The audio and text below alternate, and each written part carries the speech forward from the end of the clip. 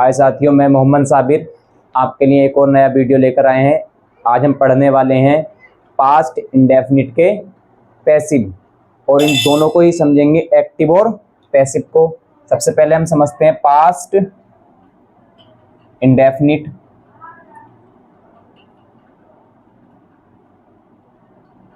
Past indefinite के active का क्या रूप होगा और पैसिव कैसा होगा, दोनों को ही हम समझेंगे। यानी इसका एक्टिव कैसा होता है और पैसिव क्या होता है, एक्टिव में इसकी क्या पहचान होती है, पैसिव में क्या पहचान होती है, दोनों को ही हम समझने वाले हैं। सबसे पहले समझते हैं active.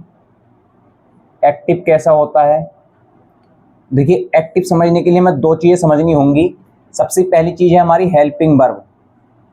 Helping verb, past tense में हेल्पिंग वर्ब हमारी डिड होती है। यदि हमारी हेल्पिंग वर्ब डिड है तो हमारा वो पास्ट इंडेफिनिट हो जाएगा। अब बात आती है मेन वर्ब से कैसे पहचानेंगे। पास्ट इंडेफिनिट में मेन वर्ब की फर्स्ट फॉर्म और सेकंड फॉर्म लगती है। वर्ब की फर्स्ट फॉर्म और सेकंड फॉर्म लगती है। फर्स्ट फॉर्म कौन कौन से टाइप में लगेगी, निगेटिव, इंट्रोगेटिव और इंट्रोगेटिव सेकंड टाइप। इसमें हम वर्ब की फर्स्ट फॉर्म लगाएंगे और जो हमारा पास्ट इंडेफिनिट का अफर्मेटिव होगा उसमें सेकंड फॉर्म लगाएंगे। ये हो गई हमारी मेन वर्ब से पहचान। और हेल्पिंग वर्ब यदि हमारी डिड है तब भी पास्ट इंडेफिनिट होता है। अब बात आती है पैसिव में, इसकी क्या स्थिति रहेगी, पैसिव में कैसा बन जाएगा ये। देखिए, पैसिव में हम हेल्पिंग वर्ब जो लगाएंगे वो लगाएंगे, पैसिव की जो हेल्पिंग वर्ब होगी वो होगी हमारी बाज और वर। जैसे कि हमने पिछला वीडियो था हमारा प्रेजेंट इंडेफिनिट का, वहां हमने समझा था कि प्रेजेंट इंडेफिनिट की पैसिव में जो हेल्पिंग वर्ब थी वो इज एम आर थी। यानी कि जो प्रेजेंट कंटिन्यूअस होता है एक्टिव का, उसकी हेल्पिंग वर्ब हमारी पैसिव के इंडेफिनिट में बन गई। तो ऐसा ही हमारा पास्ट इंडेफिनिट में होगा। जो पास्ट कंटिन्यूअस की हेल्पिंग वर्ब है वो पास्ट इंडेफिनिट की बन जाएगी। एक कदम पीछे को हेल्पिंग वर्ब खिंचती आती है मेन वर्ब हमने पहले ही बता दिया है आपको कि हमेशा वर्ब की थर्ड फॉर्म का ही यूज होना है। तो ये हमारा जो है मेन वर्ब थर्ड फॉर्म है, हेल्पिंग वर्ब हमारी बाज और बर है। आप सबको पता है बाज सिंगुलर के साथ और बर प्लूरल के साथ यूज होती है।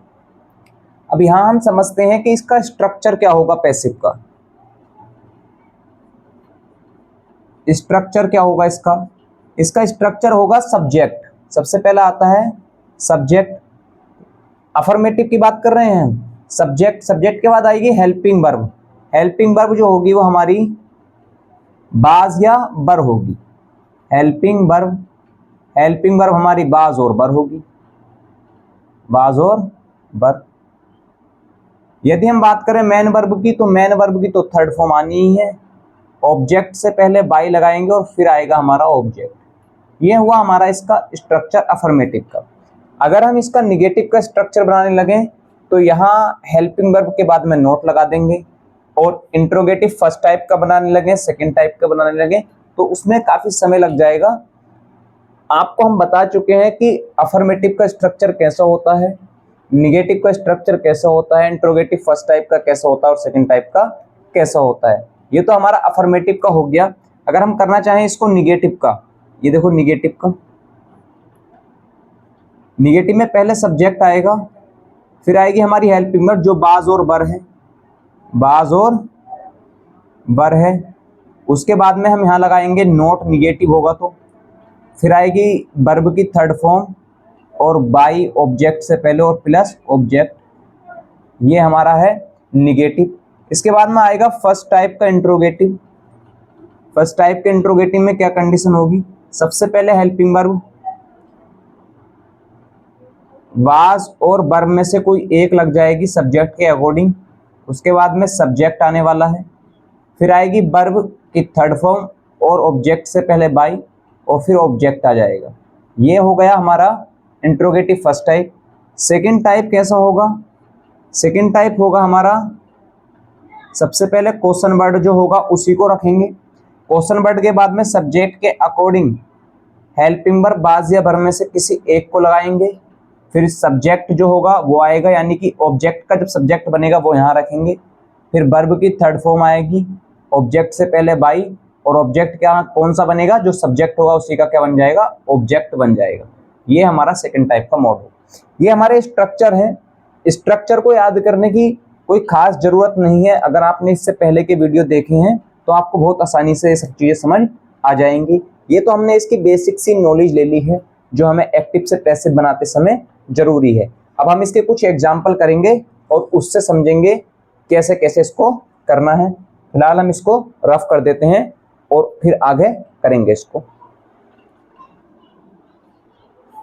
इसका आप स्क्रीनशॉट ले सकते हैं, इससे आगे अब देखो करने वाले हैं हम।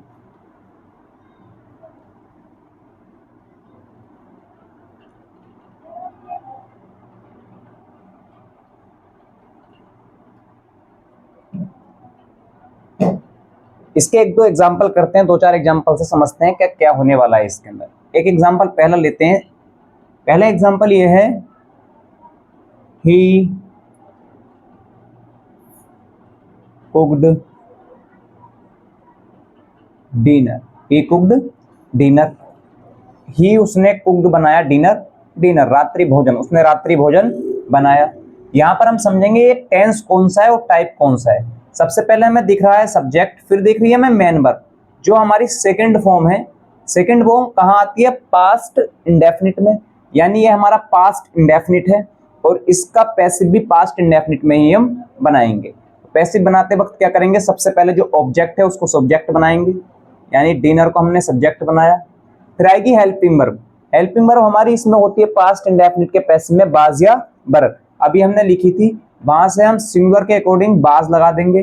फिर वर्ब की थर्ड फॉर्म आएगी, कुक्ड की थर्ड फॉर्म कुक्ड ही होती है, और ऑब्जेक्ट से पहले बाई आता है, बाई लगा दिया। ऑब्जेक्ट क्या है बनेगा हमारा, ही का ऑब्जेक्टिव केस हिम।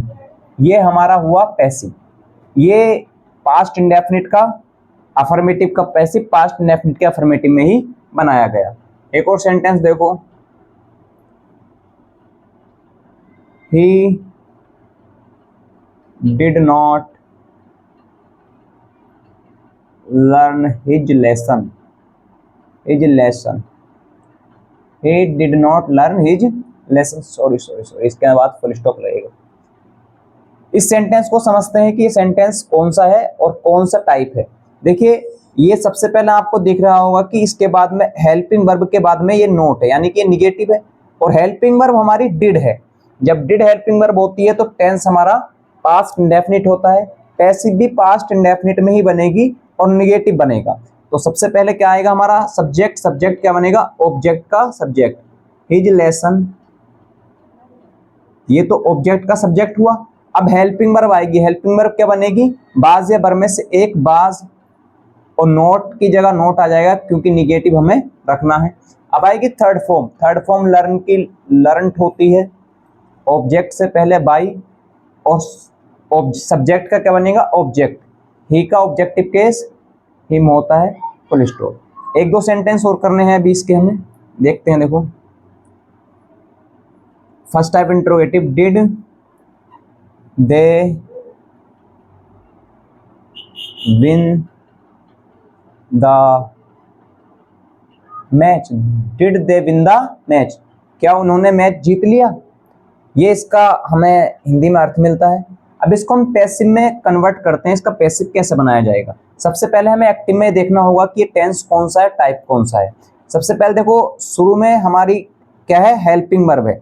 जब हेल्पिंग वर्ब शुरू में होती है, इंट्रोगेटिव फर्स्ट टाइप, वैसे भी क्वेश्चन मार्क लगा हुआ है तो इससे पता चल रहा है कि सेंटेंस हमारा इंट्रोगेटिव है। वाक्य के शुरू में यदि हेल्पिंग वर्ब हो तो इंट्रोगेटिव फर्स्ट टाइप होगा, और वाक्य के शुरू में यदि क्वेश्चन वर्ड है तो इंट्रोगेटिव सेकंड टाइप होगा। तो इंट्रोगेटिव फर्स्ट टाइप है, ये हमें पता चला। अब इसको पहचानते हैं कि टेंस कौन सा है। हमें शुरू में ही हेल्पिंग वर्ब दिख गई है, डिड, डिड तो हमारी पास्ट इंडेफिनिट में होती है, ये सेंटेंस हमारा पास्ट इंडेफिनिट है, और इंट्रोगेटिव फर्स्ट टाइप है, तो पैसिव भी पास्ट इंडेफिनिट के इंट्रोगेटिव फर्स्ट टाइप में ही बनेगी। फर्स्ट टाइप में सबसे पहले क्या आती है, हेल्पिंग वर्ब। यहाँ हेल्पिंग वर्ब क्या लगाएं, हमें पता है पास्ट इंडेफिनिट की हेल्पिंग वर्ब बाज या बर होती है पैसिव में, तो बाज लगाएं या बर। इंट्रोगेटिव सेंटेंसेस में पैसिव बनाते वक्त हेल्पिंग वर्ब हमेशा ऑब्जेक्ट को देखकर लगाते हैं। ऑब्जेक्ट क्या है हमारा? द मैच, जो कि सिंगुलर है। तो सिंगुलर हमारा जब सब्जेक्ट हमारा सिंगुलर बनेगा उसके अकॉर्डिंग क्या आएगी? वाज। एक बात और बताता हूं मैं, एक बार इसे समझे आप। इंट्रोगेटिव सेंटेंसेस में पैसिव बनाते समय हेल्पिंग वर्ब हमेशा ऑब्जेक्ट को देखकर लगाते हैं। ऑब्जेक्ट हमारा सिंगुलर है तो बाज और वर्ब में से बाज आ गई। अब ऑब्जेक्ट का ही सब्जेक्ट बनेगा द मैच। अब आप समझ गए होंगे कि ऑब्जेक्ट को देखकर हेल्पिंग वर्ब क्यों लगाई है, क्योंकि ऑब्जेक्ट को ही हमारा सब्जेक्ट बनना होता है, जिसके अकॉर्डिंग हम हेल्पिंग वर्ब लगाते हैं। अब आएगी वर्ब। वर्ब बिन की थर्ड फॉर्म बोन होती है। ऑब्जेक्ट से पहले बाई लगाते हैं और सब्जेक्ट क्या है हमारा? दे। इस सब्जेक्ट का ही ऑब्जेक्ट बनेगा देम। ये कुछ हमारे सेंटेंस हैं जिनको हमने पैसिव में कन्वर्ट किया है। दो चार सेंटेंस, एक दो सेंटेंस और करते हैं। देखो इस तरफ लिख लेते हैं दो एक सेंटेंस और। Why did they not eat pizza. ये एक हमारा क्वेश्चन मार्क लगा दिया है हमने। ये एक हमारा सेंटेंस है, why did they not eat pizza.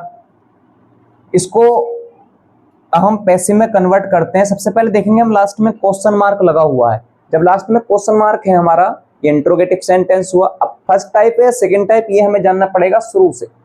सब में शुरू में क्या है हमारा? क्वेश्चन वर्ड, यानी कि इंट्रोगेटिव सेकंड टाइप है तो पैसिव इंट्रोगेटिव सेकंड टाइप में ही बनाना पड़ेगा।